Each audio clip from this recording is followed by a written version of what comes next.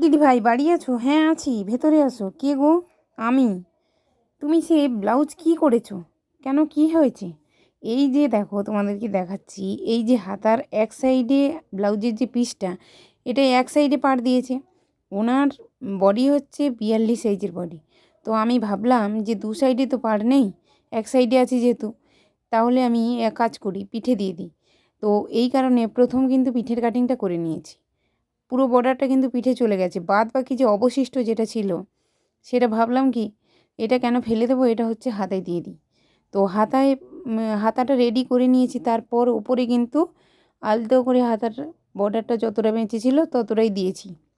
যখন ব্লাউজটা তো বাড়ি নিয়ে চলে গেছে, ওখানে গিয়ে যখন পরে পুরো ফিটিংস কিন্তু সুন্দর, কিন্তু পুরো বর্ডারটা কেন পুরো হাতাটা হয়নি, মানে আমাদের যে বগলের সাইড পর্যন্ত কেন যায়নি। তো ওনার বললাম না, ওনার বডি হচ্ছে 42, সেই কারণে তো পুরোটা কুলাবে না, এক সাইডে যেহেতু পাড় দিয়েছে। তো উনি এসে যেভাবে মানে আমার সঙ্গে খারাপ ব্যবহার করে গেল, এই কারণে আমি তবে থেকে প্রতিটা কাস্টমারকে জিজ্ঞেস করে নিই যে এই তো তোমার এক সাইডে পার্ট দিয়েছে, তাহলে এই পার্টটা কোথায় দেবো। সবসময়ের জন্য আমি হাতায় দিয়ে দিই, পিঠে কিন্তু দিই না। কেন, এখানে তো নেই, আমরা কোথা থেকে দেবো, তাই না? কারণে আমাদের মতো যারা টেলার্সের কাজ করে সবাইকে বলে দিচ্ছি, সবসময়ের জন্য কাস্টমারকে জিজ্ঞেস করে নিলে ভালো হয় যে এই পার্টটা কোথায় দেবো, তোমার হাতায় দেবো না পিঠে দেবো। উনি যেতে বলবে সেটাই দিয়ে দেবো, আমাদের কোনো সমস্যা নেই।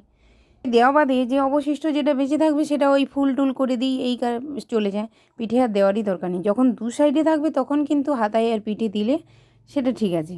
মানে তবে থেকে এমন একটা শিক্ষা হয়ে গেছে। আমি এই যে দেখতে পাচ্ছ, এই যে হাতা কাটিংটা করছি তোমাদের সঙ্গে শেয়ার করলাম, এটা কিন্তু শুধু হাতায় আমি দিয়েছি। দেখতে পেলে ওনারও বডি কিন্তু 40 সাইজের ব্লাউজ এটা, তাহলে 40 সাইজের ব্লাউজে হাতা কতটা যাবে বুঝতে পেরেছো? পুরোটাই কিন্তু লেগে যাচ্ছে, পুরো পাটটা। এই কারণে চার পাটে কিন্তু আমি কাটিংটি করে নিচ্ছি। পুরো পাটটা হাতে দিয়ে দিলাম, পিঠে কিন্তু দেবো না।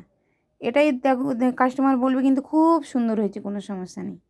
কিন্তু ভুলটা ওই দিন আমার হয়েছিল যে আমি ভেবেছিলাম যে পাটটা কেন ফেলে দেবো, দুই জায়গাতেই দিয়ে দিই, পিঠে আর হাতায়। তো সেই দিন থেকে এমন একটা শিক্ষা হয়েছে, কোনো দিন কিন্তু আমি ওই ভুল কাজটা আর করি না।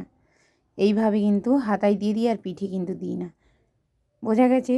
তো চলো, এখানে আমি হাতার কাটিংটা তোমাদেরকে করে দেখালাম। তোমরা হাতার কাটিং যারা যারা বলছিলে যে দিদিভাই হাতার কাটিংটা একটু দেখাও, তো তোমাদের উদ্দেশ্যে কিন্তু আমি হাতার কাটিংটা দিয়েছি, তোমরা দেখে নাও। কোনো বক্তব্য থাকলে অবশ্যই কমেন্ট বক্সে কমেন্ট করতে ভুলো না। চলো, ভিডিওটি কেমন হয়েছে অবশ্যই কিন্তু কমেন্টে জানাবে। নিত্য নতুন ভিডিও পেতে চ্যানেলটিকে ফলো করে পাশে থেকো। এই দেখো, আমি যেহেতু চার পাটি কাটিং করেছিলাম, দুটো হাতা বেরিয়েছে, দেখতে পেলে?